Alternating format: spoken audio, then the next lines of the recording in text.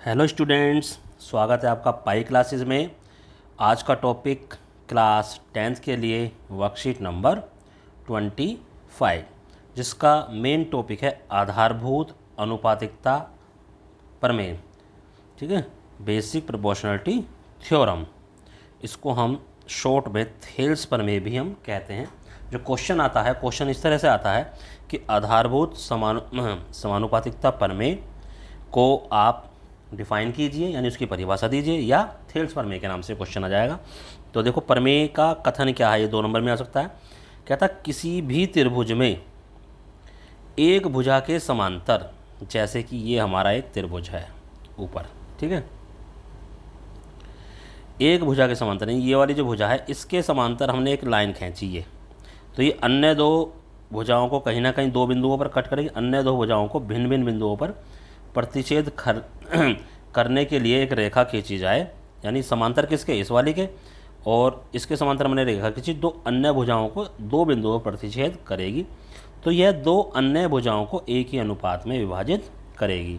मतलब this portion upon this portion, यानी this portion बटे this portion and this portion बटे दिस पोर्शन, ये जो रेशियो है, ये जो अनुपात है, ये बराबर होगा। इसी तरह से देखो, ये वाला जो आपको ट्रायंगल दिखाई दे रहा है, इसमें भी हम कर सकते हैं। ये एक लाइन खींच दी इसके पैरेलल, इस पॉइंट पर टच करेगी, तो ये वाली, अब ये जो पोर्शन है ये पूरा, और दिस बटे दिस एंड दिस बटे दिस, ये हमारा इक्वल होगा। ये कहती है हमारी थेल्स प्रमेय। ठीक है, अब आगे देखिए, अब हम इसको प्रूव करके दिखाएंगे आपको। कहता है, ऊपर तो कथन हो गया, कहता दिया है त्रिभुज, त्रिभुज ये वाला बड़े वाला, देखो ये आपको त्रिभुज दिखाई दे रहा होगा, ए बी और सी। ठीक है, दिया है त्रिभुज ए बी सी, जिसमें जो डी ई है, ये जो लाइन है ये वाली बीच वाली, ये बी सी के नीचे जो आधार है, यानी ये जो मैंने दोनों रेड कलर ज़्यादा कर दिए, ये रेखाएं समांतर हैं, और ए बी को ये सर डी पर काटती है और इधर ये ई पर कट करती है।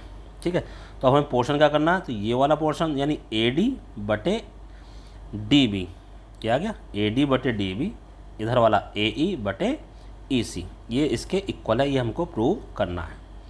कंस्ट्रक्शन भी है, कंस्ट्रक्शन क्या है, डी से हमने ये परपेंडिकुलर डाला और सी से हमने ये परपेंडिकुलर डाला ऊपर। ठीक, कहता बी ई, एक तो इसको और इसको मिला लिया, और हमने डी एम, यानी ये डी एम से ये परपेंडिकुलर डाला उधर, और सी एन से ये वाला परपेंडिकुलर डाला। ठीक है, तो ये परपेंडिकुलर की हमने रचना कर लिया। मैं थोड़ा सा को दोबारा डिलीट करके दोबारा ले आता हूँ। तो अब देखिए, अब आता है उत्पत्ति, उत्पत्ति यानी प्रूफ। कहता त्रिभुज ए डी ई का क्षेत्रफल, ए डी ई ये वाला त्रिभुज है, ये त्रिभुज है ए डी ई, इसमें हम इस हिस्से को आधार मान लेते हैं, और ये हो गया लंब। तो 1/2 आधार गुना ऊंचाई, 1/2 आधार क्या हो गया, A D E D, A D, और लंब क्या हो गया हमारा ई एन। ठीक है, इतना आ गया समझ में।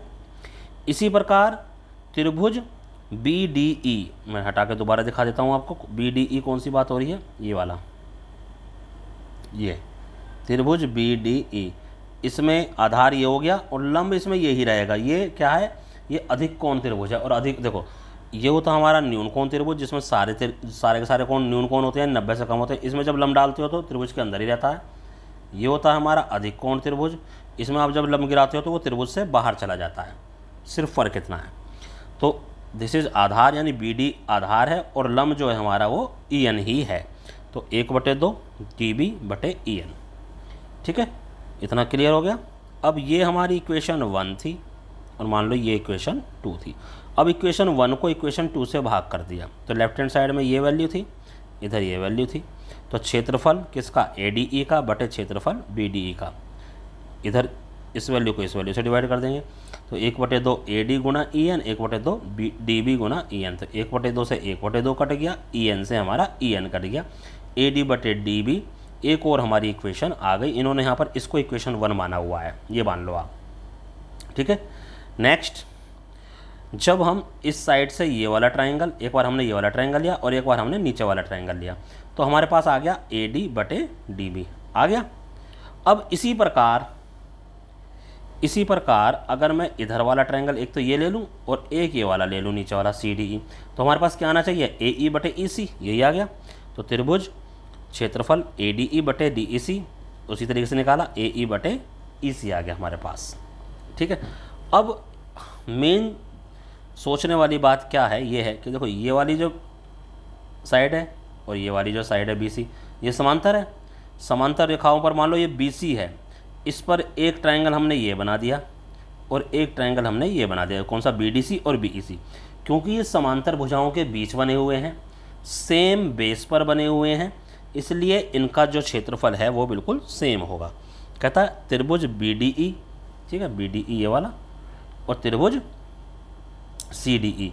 तो इसमें आधार ऊपर वाला भी मान सकते हैं हम, नीचे वाला भी मान सकते हैं, उसमें कोई फर्क नहीं पड़ता। तो हमने ऊपर वाला आधार मान लिया। कहता एक ही आधार डी ई तथा समांतर रेखाओं के बीच बने दो त्रिभुज हैं, तो इनका जो क्षेत्रफल है समान होगा। यानी ये जो नीचे वाले जो क्षेत्रफल हैं ये जो त्रिभुज हैं इनका क्षेत्रफल हमारा समान हो गया। तो अब इसकी हेल्प से, इसकी हेल्प से और इसकी हेल्प से देखो ऊपर वाली वैल्यू यानी ये चीज़ और ये चीज़ तो पहले से ही सेम है, नीचे वाली जो वैल्यू है वो इसकी वजह से सेम है। तो कहने का मतलब ये हो गया हमारी लेफ्ट हैंड साइड जो है हमारी इक्वल हो गई, यानी ये पूरा पोर्शन इक्वल है। तो राइट हैंड साइड यानी ए डी और ई सी ये भी इक्वल होगा।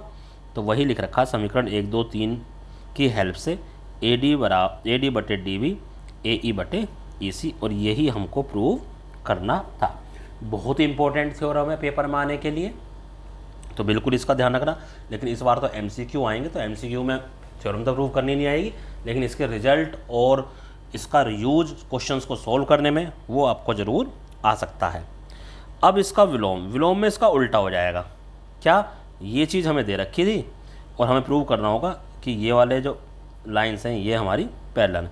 कहता है यदि किसी त्रिभुज में दो अन्य भुजाओं के समान अनुपात में विभाजित करें, यानी ये चीज़ केवल दे दी, यानी किसी त्रिभुज में कोई रेखा किसी त्रिभुज की अन्य दो भुजाओं को समान अनुपात में विभाजित करे तो त्रिभुज की तीसरी भुजा के समांतर होगी, यानी उल्टा कर दिया। तो ये चीज़ हमें गिवन है और ये अब हमें इसमें प्रूव करनी होती है। तो ध्यान रखना, प्रूव की हमें ज़रूरत नहीं है, यहाँ पे हमें ये रिजल्ट याद रखना है। चलिए अब क्वेश्चन जो दे रखे होते हैं उनको सोल्व करते हैं। सबसे पहला एग्जाम्पल हमारा देखो, ये दी गई आकृति में x का मान ज्ञात करो, डी और ई हमारे पास ये है। तो this is parallel to this according to Thales theorem, A D बटे डी बी ए ई बटे ई सी के बराबर है, by B P T theorem, basic proportionality theorem. तो अब इनकी वैल्यूज़ रख दो। ए की वैल्यू x दे रखी है, उसकी 3x + 4 दे रखी है, इधर x + 3 दे रखी है और इधर 3x + 19 दे रखी है। इनको सोल्व करा तो हमारे पास x + 2 आ गया। कैसे आया, क्रॉस मल्टीप्लाई करो भाई। x की मल्टीप्लाई किससे करनी है हमें, x की मल्टीप्लाई करनी है हमें 3x + 19 से, इक्वल x + 3 की मल्टीप्लाई हमें करनी है 3x² + 19 से, सॉरी 3x + 4 से, ठीक है, 3x + 4 से करो। ये इधर x से मल्टीप्लाई करोगे 3x² प्लस के 19x आ जाएगा। इधर मल्टीप्लाई करोगे, पहले x को 3x से करेंगे तो 3x² हो गया। अब x को ही 4 से करेंगे 4x हो गया। x को 3 को x से करेंगे 9x हो गया, और 3 को 4 से करेंगे 12 हो गया। देखो 3x² इधर भी था, कैंसिल आउट हो गया। 19x बराबर इन दोनों को ऐड कर लो 13x 12, 13x इधर आके माइनस हो जाएगा, 19x में से 13x इधर आके माइनस हो गया तो 6x हो गया, 6x = 12 और x = 12/6, यानी x की वैल्यू आ गई 2। तो यही हमें लानी थी, x की वैल्यू 2 ही तो लानी थी।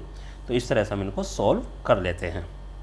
नाउ एग्जाम्पल नंबर 2 कहता एक ट्राइंगल है हमारे पास ABC, आपको ये दिखाई दे रहा है, AB और AC, ठीक है, में भुजाएं AB और AC बिंदुओं D और E पर एक रेखा द्वारा प्रतिच्छेदित, एक ये रेखा है जिसमें ये वाली भुजा D पर और ये वाली भुजा E पर प्रतिच्छेदित हो गई, जो भुजा BC के समांतर है।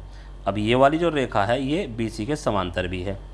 तो कहता AD बटे AB और AE बटे AC ये प्रूव करो। ये एक एप्लीकेशन है किसकी, थेल्स प्रमेय की। देखो हमें पता है ये वाली जो साइड है इसके पैरेलल है, तो इसमें थेल्स थ्योरम लग सकती है। D E is parallel to B C, तो थेल्स थ्योरम में क्या हो जाएगा, ए डी बटे डी बी, ए डी बटे डी बी, ए ई बटे ई सी, ये आ गया। तो अनुपातों को परस्पर बदल लिया, यानी उल्टा ऊपर नीचे कर लिया।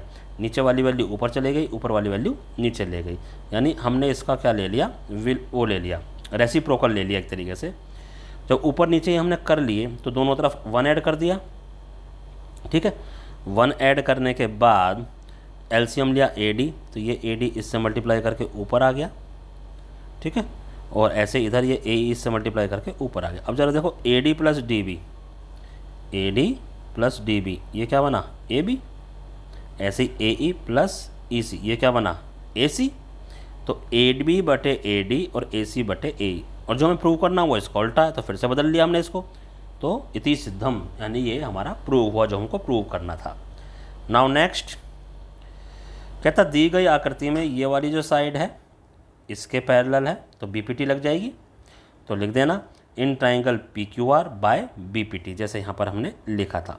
तो बाय बीपीटी क्या आ जाएगा भैया, पी एस बटे एस क्यू और पी टी बटे टी आर, यानी दिस पोर्सन बटे this portion and this portion बटे दिस पोर्सन बाय बीपीटी।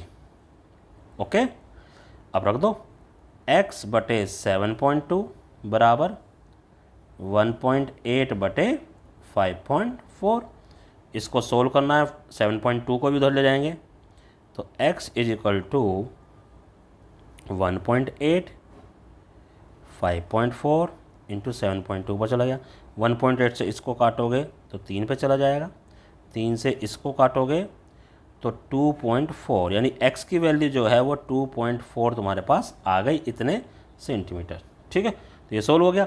और दूसरा क्वेश्चन क्या है, थेल्स प्रमेय को कथन लिखो और सिद्ध करो। ये तो हमने ऊपर कर ही लिया था, जो ऊपर मैंने आपको प्रूव करके दिखाया है, ये रहा कथन और ये रहा इसका प्रूव करना।